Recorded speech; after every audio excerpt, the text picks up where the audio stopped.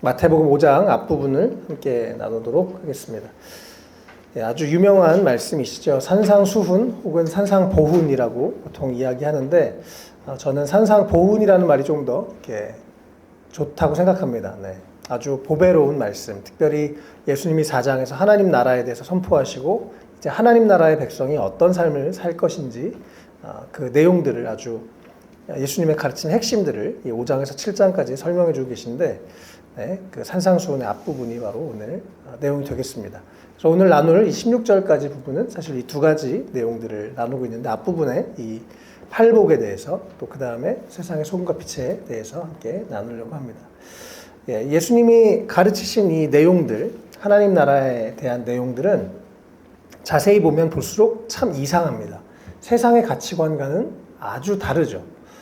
그리고 또 사실 종교적인 삶, 종교인권의 생각과도 매우 다른 것을 볼 수 있습니다. 그래서 예수님이 가르쳐 주신 하나님 나라, 우리가 하나님 나라의 백성으로 진짜 살아갈 수 있으면 좋겠고요. 또 동시에 이 내용들이 바로 우리의 정체성이 될 수 있습니다. 그래서 우리 안에 이런 하나님의 진리 안에 새롭게 정체성이 좀 세워졌으면 좋겠습니다. 1절에 먼저 보면요. 예수님께서 무리를 보시고 산에 올라가 앉으셔서 제자들이 나왔다라고 말씀을 합니다. 사실은 이 마태복음은요, 이렇게 시간 순서대로 써져 있지는 않습니다. 마가복음과 누가복음이 확실히 시간 순서대로 예수님의 사역이 기록되어 있고, 마태복음은 유대인들을 위한 기록이기 때문에 조금 더 그렇게 시간 순서대로는 안 되어 있는데요. 예수님이 다른 복음서에서 보시면 이미 이제 복음을 전하시고, 능력을 베푸시고, 기적을 베푸시면서 많은 사람들이 예수님을 이미 무리로 따라오게 됐습니다. 그리고 나서 예수님이 무리를 보시고 산에 올라가셔서 제자들이 나왔다 이렇게 말씀을 하죠. 그래서 이 말씀은 제자들에게 하셨던 말씀으로 보여집니다. 성경을 자세히 보면 이 예수님 복음서에서 두 가지 부류가 나옵니다. 한 부류는 무리들이 있습니다. 혹은 아주 얼마 전에 몇 년 전에요. 그 제자인가 팬인가 이런 책이 나왔는데 혹은 이제 팬이라고 그냥 응원은 하죠. 와 응원을 하는데 그게 자기 자신을 위한 그냥 응원을 합니다. 그런데 제자들은 그냥 멀리 있는 무리, 내가 별로 이 사람이랑 큰 책임을 지고 큰 상관이 있는 그런 게 아니라 정말 함께 삶을 나누고 그분에 따라서 따라가는 이 제자들과 무리들로 이렇게 구분이 되어 있습니다. 성경을 자세히 보면 어떤 경우는 예수님이 제자들에게만 따로 말씀하고 가르치는 경우가 있죠.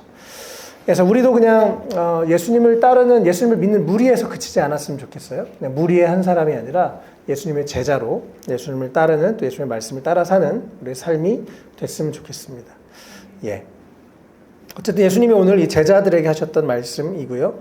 예수님이 입을 열어서 가르치셨습니다. 지난주에 나눴던 3대 사역 중에 하나였던 가르침에 대해서 이렇게 말씀을 하고 계시죠.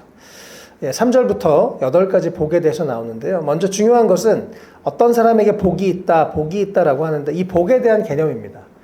사실은 창세기에서 하나님이 인간을 만드셨을 때부터 하나님은 인간을 축복해 주셨죠.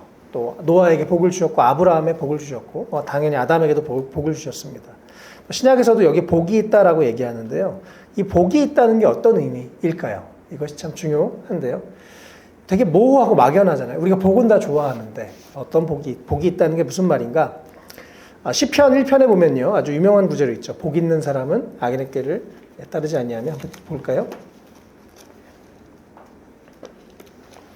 복 있는 사람은 악인의 꾀를 따르지 아니하며 죄인의 길에 서지 아니하며 오만한 자리에 앉지 아니하며 오로지 주님의 율법을 즐거워하며 밤낮으로 율법을 묵상하는 사람이다라고 시편 1편에서도 복 있는 사람에 대해서 얘기하고 있습니다. 이 복 있는 사람은 정확한 번역은 진짜 행복한 사람이라고 저는 이해하는 게 제일 좋은 번역이라고 생각을 해요.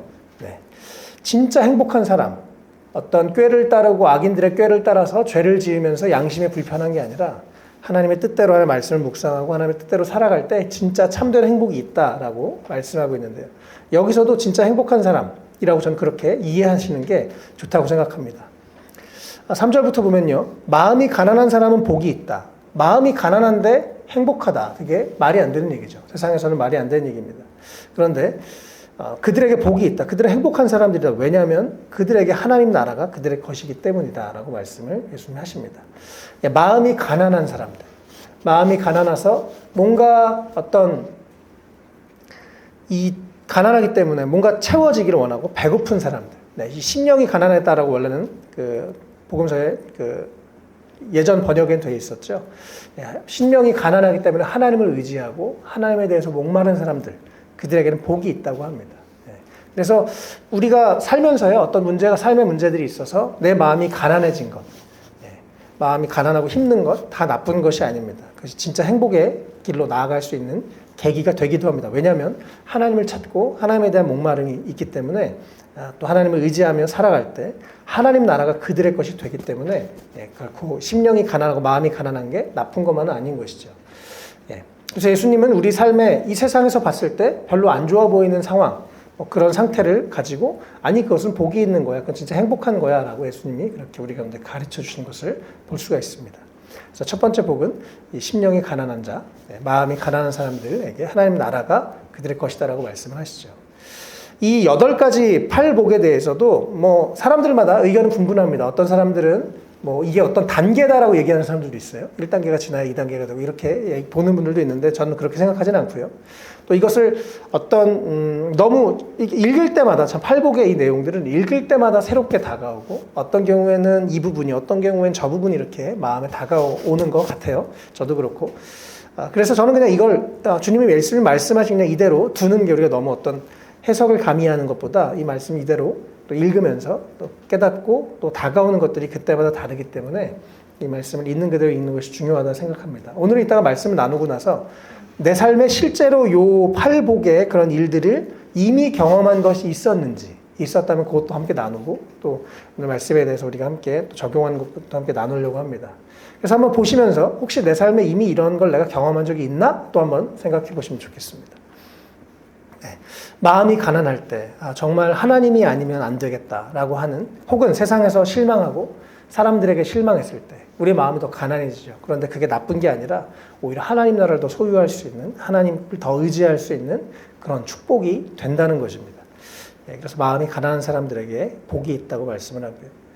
또 이 마지막 8번째 복에서도 하나님 나라가, 하늘 나라가 그들 것이다 라고 해서 첫 번째와 마지막에 모두 하나님 나라에 대해서 예수님 말씀하시는 것도 참 의미가 있는 부분입니다.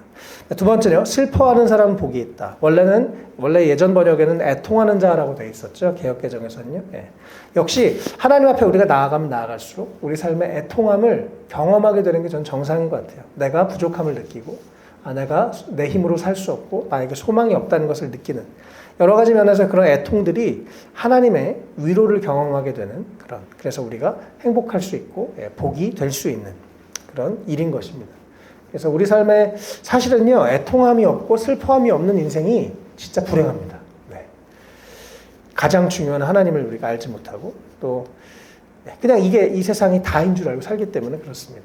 우리 삶의 여러 가지 문제들, 아픔들이 다 아픔과 문제가 아니라 우리에게 복이 되는 줄 믿습니다.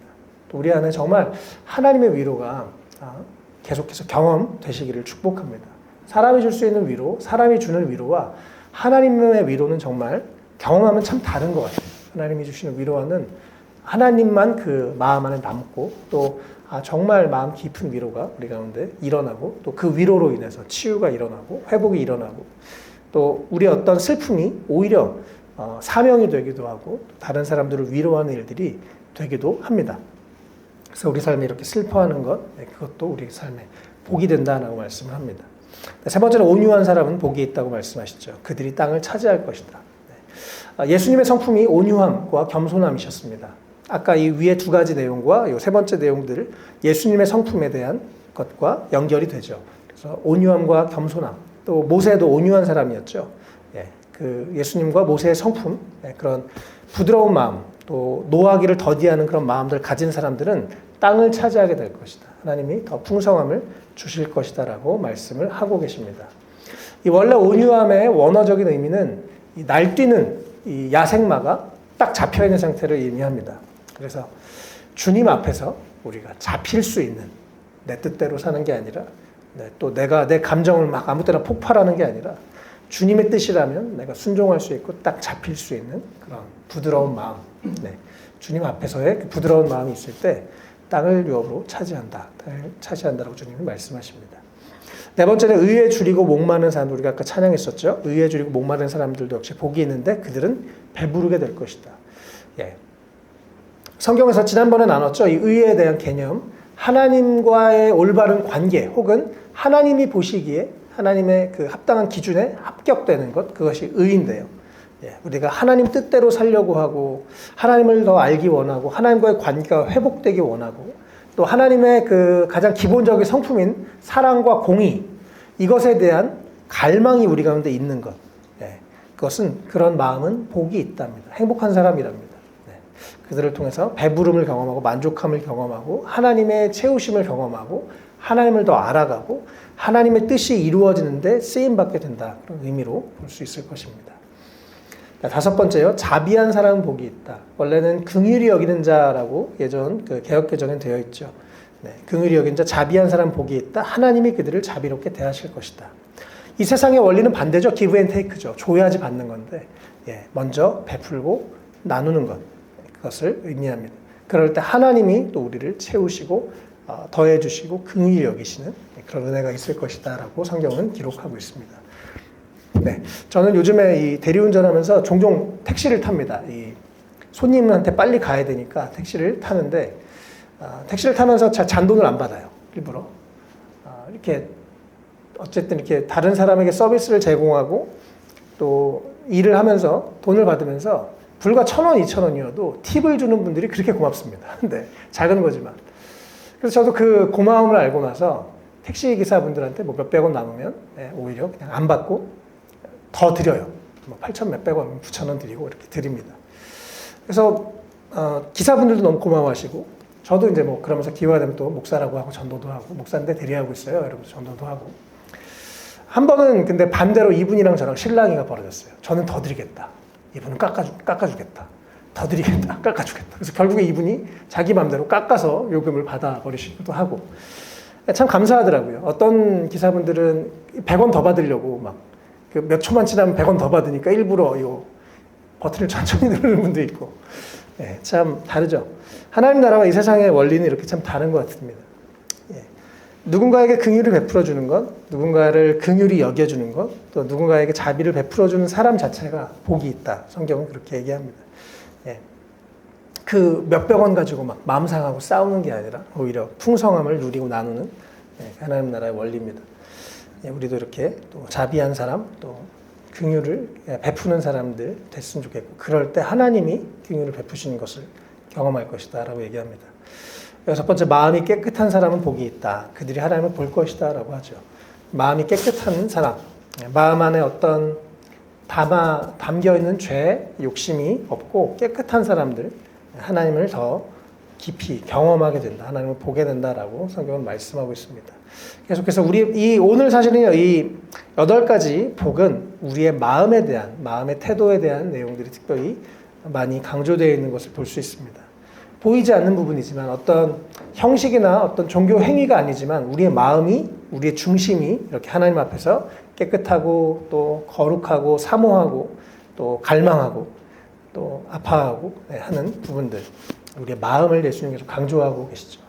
우리 마음이 계속 말씀 안에서, 주님 안에서 청결해지도록 잘 마음을 관리하시고 마음을 청소하시고 또 깨끗한 마음을 계속 가지실 때 우리 하나님을 더 깊이 경험하게 될 줄 믿습니다. 7번째, 평화를 이루는 사람 복이 있다라고 말씀을 하십니다. 원래 그 전에 번역이 좀 더 마음에 와닿는데 원래는 화평하게 하는 자라는 번역이 되어 있었었죠. 평화를 이루고 또 화평하게 하는 사람은 복이 있다. 그들은 자기의 자녀라고, 하나님의 자녀라고, 하나님의 아들이라고 일컬음을 받는다라고 그렇게 말씀을 하고 있습니다. 우리가 어떤 곳에 갔을 때 분열이 일어나는 것이 아니라, 보통 분열이 일어나는 이유는요, 어떤 욕심 때문이죠. 자기의 욕심 때문에 어떤 나의 이익을 위해서 편을 가르거나 다른 사람을 깎아내리거나 그런 마음들이 있는데, 정말 주님 안에서 이 평화를 이루기 위해서, 때로는 이 또 어떤 연합을 이루고 평화를 이루기 위해서는 중간에 있는 사람들이 녹아지거나 헌신하거나 먼저 섬겨야만 가능한 일인데요. 그런 내가 가는 곳마다 평화가 일어나고 또 화평이 하게 되는 그런 일들을 할 때 하나님의 아들이라고 일컬음을 받고 또 사람들도 하나님의 아들이라 우리를 부르게 된다 말씀입니다. 특별히 우리가 믿는 사람들끼리 그 중간에서 평화를 이루는 사람도 참 중요하지만, 특별히 믿지 않는 사람들 앞에 나아가서 내가 그 중간에 하나님과 이 사람 앞에 중재자가 되어서 하나님과 그 믿지 않는 사람이 화평하게 되는 통로로, 우리가 복음의 통로로, 사랑의 통로로 또 쓰임받는 우리가 됐으면 좋겠고요. 네, 우리가 이러한 삶을 살아가는 것이 진짜 행복한 삶이다라고, 네, 전도하는 삶이 진짜 행복한 삶이라고 이렇게 말씀을 합니다. 마지막 8번째, 의를 위하여 박해를 받는 사람은 복이 있다. 하늘나라가 그들의 것이다 라고 말씀합니다. 사실 우리는 지금 믿음을 지키면서 그렇게 큰 핍박과 어려움, 박해를 받을 상황은 사실 별로 없죠. 한국에서 살면서는요. 또 이 마지막 8번째 복에 대해서 11절, 12절에 계속 예수님이 설명하고 계십니다. 나 때문에 모욕을 당하거나 박해를 받거나 어떤 사람들에게 비난, 터무니없는 말로 비방을 받는 경우 그것이 진짜 행복한 것이다. 12절에 너희는 기뻐하고 즐거워하여라. 예, 아주 기뻐 춤추고 날뛰는 그런 상태의 말씀인데요. 네. 우리가 예수님 때문에 핍박받을 수 있는 것, 예수님 때문에 욕먹을 수 있는 것, 너무 큰 하늘의 상이 있기 때문에, 네. 또 우리 예전에 선지자들이 핍박을 받았던 것처럼 우리에게도 큰 상이 있기 때문에 기뻐하라 라고 얘기합니다. 우리의 그 세계관이 완전히 하나님 나라의 세계관으로 완전히 뜯어 고쳐지면, 라이프 스타일이 우리 세계관이 완전히 뜯어 고쳐지면 예수님을 위해서 살게 되고 또 예수님을 위해서 핍박을 받는 것이 기쁜 상태가 될 것입니다. 그러나 세상 반, 하나님 나라 반, 반반일 경우에 우리가 여전히 불편함을 느끼겠죠. 예, 그래서 사실 우리나라에서도 그러나 또 세상을 살다 보면 이런 일이 충분히 있죠. 우리가 좀 손해봐야 될 수도 있고, 혹은 타협하지 않아서 사람들에게 욕을 먹을 수도 있고, 너 혼자 기독교인인 것처럼 그래? 이런 말을 듣기도 하죠, 사실 세상에서는요. 그런데 정말 의를 위해서, 하나님과의 올바른 관계를 위해서, 하나님 보시기에 옳은 행동을 위해서 우리가 그렇게 때로는 박해를 받고 어려움을 당하는 것, 필요한 일인 줄 믿습니다. 이것이 없는 것도 문제가 있는 것입니다. 우리 삶에 내가 진짜 그리스도인인가? 내가 예수님 때문에 불편한 부분은 없는가? 점검해 보시면 좋겠습니다. 네. 예수님 때문에 불편한 부분이 없는 사람, 위험한 사람입니다. 네.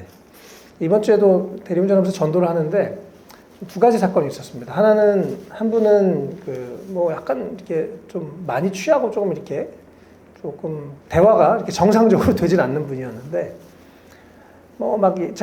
나름대로 열심히 전도를 했어요. 이분은 나는 예수 안 믿겠다. 내가 20살 때 술 먹고, 하나님이든 부처님이든 나와봐! 했는데 아무도 안 나타났다. 그래서 자기는 하나님이 계신지 모르겠고, 이런 얘기를 하더라고요. 그래서 이제 나름대로 제 복음을 잘 안 들으시는데도 전했어요. 잘 안 들으실 것 같은데도 전했습니다. 근데 내리시면서 자기가 예수 믿겠다 이러진 않으셨는데 갑자기 저를 안아주시더라고요. 그러면서 이 중생들 많이 안아주세요, 목사님. 그러면서 팁을 딱 주는 거예요. 그래서 한편으로 열심히 전도했다고 주님이 이렇게 위로해 주는구나 생각도 들었고, 또 참 이렇게 하나님과 화평을 이루도록 애쓸 때 또 하나님께서 하나님의 자녀라고 이렇게 인정해 주는 것도 감사했고, 또 사람들에게 복음을 전하려고 하는 그런 모습들 자체를 그냥 사람들이 그걸 듣더라도 안 듣더라도 그것에 대한 어떤 갈망 그런 것들이 있는 것을 좀 발견하게 됐습니다. 또 하나는 되게 안타까운 얘기였는데, 한 분이 또 전도를 했어요. 그랬더니 저는요 우리 주 예수 그리스도와 하나님 아버지를 믿습니다. 그런데요 저는 잡교예요. 아무거나 믿어요. 이러시더라고요. 그래서 왜 그런 믿음이, 분명한 믿음이 있으신데 왜 그러세요? 그랬더니 이분이 중고등학교 때 좀 놀았대요. 그래서 열심히 술 먹었는데 그래도 교회에 가서 집중해서 말씀을 듣고 자기가 예수님을 내 구세주로 영접을 했답니다. 근데 어느 날도 또 똑같이 이제 열심히 교회는 다니고 말씀은 집중해서 듣고 그것이 너무 좋은 말씀이어서 자기가 감사했고, 아직도 60이 넘었는데 10대 때 들었던 말씀을 기억하고 있는데, 어느 날은 이제 저녁 예배는 빠진 거죠. 저녁 예배 빠지고 술 먹으러 갔는데 교회 형이 목사님 아들이었는데 와서 그 모습을 이제 지나가다가 마을에서 보고, 너 이 새끼 예배 빠지고 술 먹으러 갔어? 그리고 한 대 때린 거예요. 근데 이 명치를 맞아서 죽을 뻔했답니다. 그리고 나서 그날 이후로 교회를 안 가게 됐다는 얘기 들었어요. 너무 마음이 아팠습니다. 그리고 그래서 자기가 주 예수 그리스도와 하나님을 믿는데 교회는 안 다닌다. 그런 얘기를 하는 얘기를 들으면서 참 안타까웠습니다. 예, 우리가 정말 이 세상의 논리가 아니라 하나님 나라의 원리들 우리가 잘 발견하고 또 정말 이렇게 하나님 나라의 백성처럼 살아가면 좋겠습니다. 예, 그냥 교회 다닌다고 해서 세상의 어떤 방법으로 폭력으로 막 교회 다닐래? 네, 그렇게는 안 되는 것 같아요. 네. 어쨌든 그래서 하나님 나라의 백성으로 그래서 그냥 그분 참 몰라서 그러셨네요. 제가 대신 죄송합니다. 이렇게 또 사과도 하고 했었는데 예. 정말 우리가 하나님 나라의 백성으로 또 우리 교회가 그런 모습으로 잘 건강하게 세워져 가면 좋겠습니다. 어쨌든 8가지 팔복에 대해서 계속 이 마음에 대한 부분을 특별히 강조하고 계시다는 걸 우리가 좀 기억하시면 좋겠습니다. 예. 그래서 계속 우리의 마음이 주님 보시기에 이런 아름다운 마음으로 그런 마음의 태도로 가지고 있을 때 우리가 더 하나님을 경험하고 하나님의 은혜를, 하나님의 위로를, 하나님의 복을, 하나님 주시는 그 행복을 경험하게 될 줄로 믿습니다. 예, 뒷부분은 13절에서 16절까지는 바로 이어서 세상의 소금이다, 세상의 빛이다라고 예수님 말씀을 하시죠. 우리 13절 말씀 우리 성현 형제가 좀 읽어주겠어요? 너희는 세상의 소금이다. 소금이 짠맛을 잃으면 무엇으로 그 짠맛을 되찾게 하겠느냐. 짠맛을 잃은 소금은 아무데도 쓸 데가 없으므로 바깥에 내버려서 사람들이 짓밟을 뿐이다.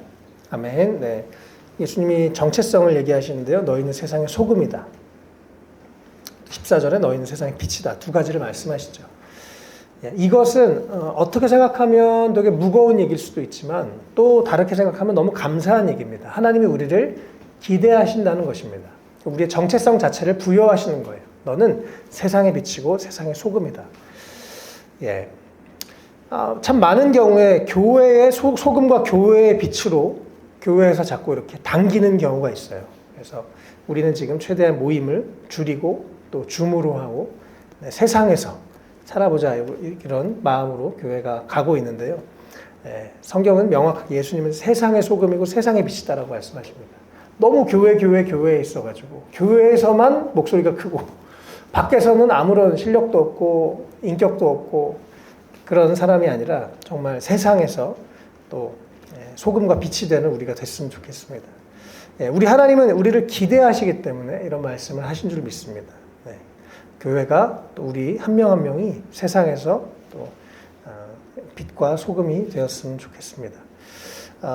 특별히 13절의 소금에 원래 이 당시에 이 사해 주변의 암염, 이들은 소금을 채취할 때 뭐 우리나라 지금 염전에서 바다에서 이렇게 채취하지만 이 돌에서 소금을 채취합니다. 그래서 돌에서 소금을 채취하고 나면 그 돌은 이제 아무 쓸모가 없는 그냥 밖에 버려지는 그런 돌이 되는 것이 바로 오늘 13절의 그런 내용인데요. 당시의 배경인데요. 예. 그래서 소금에게 가장 중요한 것은 짠 맛을 내는 거죠. 어떤 음식을 해도 그 짠 맛이 있어야 제대로 맛이 살아나는 것처럼 우리가 세상에 감칠맛을 주는 사람. 내가 이 직장에 있을 때 나 때문에 이 직장이 다닐 만한 그런 사람이 되면 좋겠어요. 나 때문에 저 사람이 나 때문에 살맛이 나고 저 사람 때문에 내가 기쁨을 누리고 또 특별히 소금은 부패하지 않는 썩지 않게 하는 그런 효과도 있죠. 우리가 그리스도인들이 이 세상에서 세상을 썩지 않게 하는 그런 역할로 하게 되는 것입니다. 우리가 이 짠맛, 그리스도인만의 독특한 맛, 세상의 법과 다른, 세상과는 다른 그런 삶의 라이프 스타일, 우리가 그 맛을 잃어버리지 않고 그 맛을 내는 사람이 됐으면 좋겠습니다. 또 소금은 사실은 녹아져서 그 맛을 내죠. 그래서 우리가 우리 자신을 비우고 예수님의 십자가를 기억하면서 우리 자신을 비우고 내려놓고 우리가 죽어질 때 그 짠맛을 낼 수 있는 것입니다. 그래서 우리 삶에 그런 있는 곳에서 짠맛을 내는 그런 이렇게 자꾸 짜게 막 돈 아끼고 이런 게 아니라 서로 정말 필요한 감칠맛을 내는 우리가 됐으면 좋겠습니다.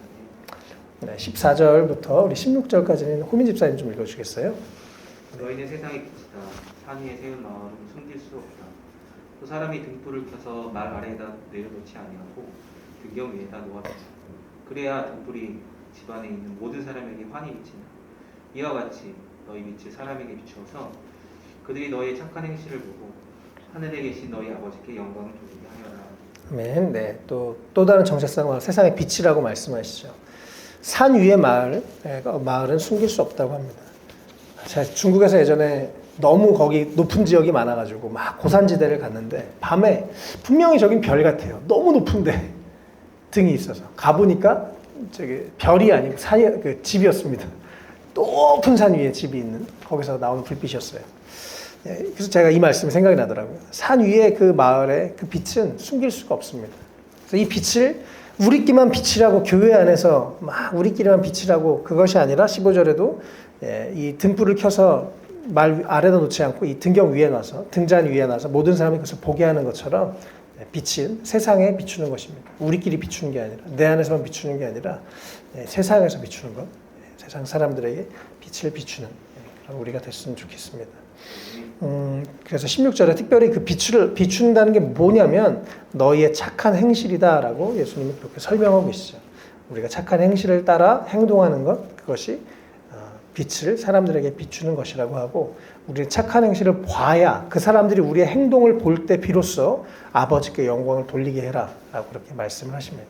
그래서 하나님께서 우리의 행동을 통해서, 우리의 행실을 통해서 세상 사람들에게 빛을 비추는 통로로 우리를 사용하시겠다는 것, 참 감사한 일입니다. 우리가 사실 이 팔복 말씀과 이 세상의 소금과 빛, 이 말씀, 우리가 우리 자신을 정말 정직하게 비춰봤을 때 아직 안 되는 부분들이 있죠.